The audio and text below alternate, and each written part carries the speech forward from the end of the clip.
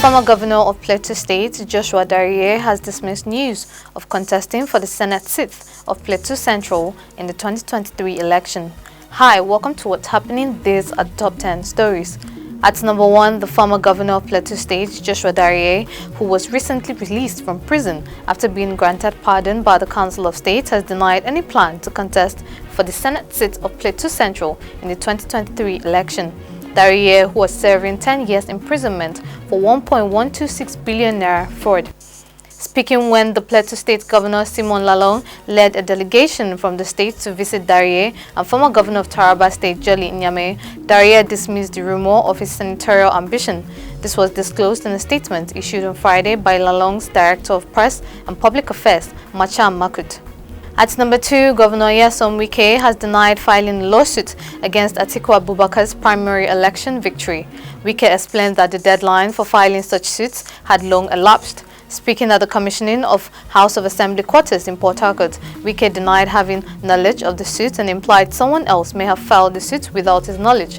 The dismissed lawsuit report stated that it had been filed alongside another PDP member, Michael Ekamon. Meanwhile, a reconciliation panel party officials have intensified efforts to resolve the Cold War between Wike and Atiku as they both wield strong political influence that would determine PDP's victory or loss at the 2023 general elections. At number 3, Anambra State Governor Charles Soludo has suspended the caretaker committee chairman of Newi North Local Government Area, Mbazulike Iloka, over circumstances surrounding the death of Iloka's wife. The wife's death last Sunday morning had generated a public outcry with allegations that she suffered of domestic violations. In a letter of suspension signed by Anambra State Commissioner for Local Government Chieftaincy and Community Affairs, Tony Collins, the chairman was asked to hand over the head of local government administration to avoid interfering with investigation. Iloka was recently sworn in as the chairman of the local government and had only stayed in office for about a week. At number 4, the Delta State government on Friday sealed the gas plant over an outbreak of seizures leading to the death of a student in a close-by school. On July 16, 10 students of Marymount College near Handeskia gas plant in Boji Agbo were suspected of having signs of strained alignment and seizures due to gas emission. Unfortunately, one of the affected students died a few weeks after her parents took her to the hospital. God's Power Asiru, the Commissioner for Environment, warned the gas company that the government would impose stiffer sanction if the seal was broken. Meanwhile, Victor Ebonka, chairman of Ika North East Local Government Area, stated that the council had earlier sealed the gas company twice and each time unsealed the premises. At number 5, in spite of the state government's strict warning against drinking water from the Osun River during the grand finale of the Osun Osogbo festival due to the contamination, many devotees and visitors were cited on Friday defying the warning.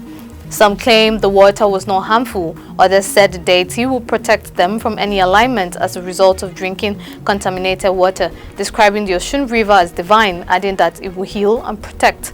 Recall that in recognition of its global significance and cultural value, the sacred grove was inscribed as a UNESCO World Heritage Site in 2005. At number 6, the Coalition of Labour Movements Joint Action Front has called on the Nigeria Labour Congress and the Trade Union Congress to declare a 2-day nationwide strike over the continued shutdown of universities in Nigeria.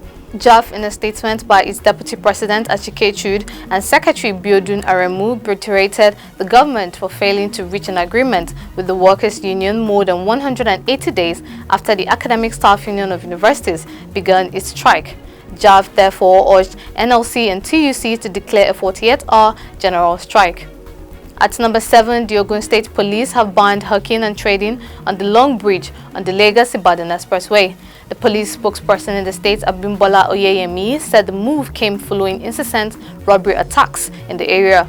The command also deployed a tactical squad to crack down on criminals disguising as hawkers to rob commuters on the bridge. Oyeyemi noted that the highway robbers were taking advantage of the traffic build-up in the area, occasioned by the ongoing construction on the road to waylay travelers. Commuters have reported about robbers' attack on the Lagos-Ibadan Expressway, particularly after the Ojodu Beggar axis. At number 8, President Muhammadu Buhari on Friday launched the National Crisis Management Doctrine aimed at bridging the gap created by extensive deployment of security services through fostering collaboration amongst ministries, departments and agencies of government. The NCMD was developed by the Office of the National Security Advisor in coordination with relevant MDAs, would ensure greater successes in tackling national crisis. At number 9, the Czech Republic, which holds the rotating EU presidency on Friday, said that a blanket ban on visas for all Russian travelers could be the bloc's next sanction on Moscow. According to reports, Czech's Foreign Minister Jan Lipavsky revealed this in a statement.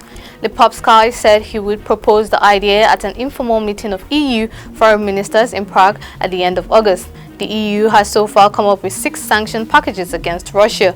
The Czech Republic had stopped issuing visas for ordinary Russians on February 25th, a day after Russia invaded Ukraine. Finally, at number 10, South Korean President Yoon Suk-yeol on Friday granted a presidential pardon to Samsung heir Lee Jae-yong.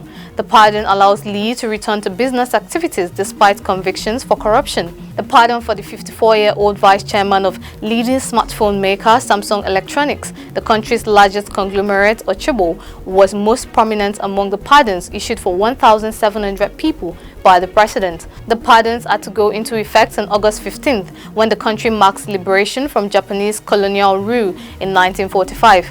That's all for today. See you next time on What's Happening.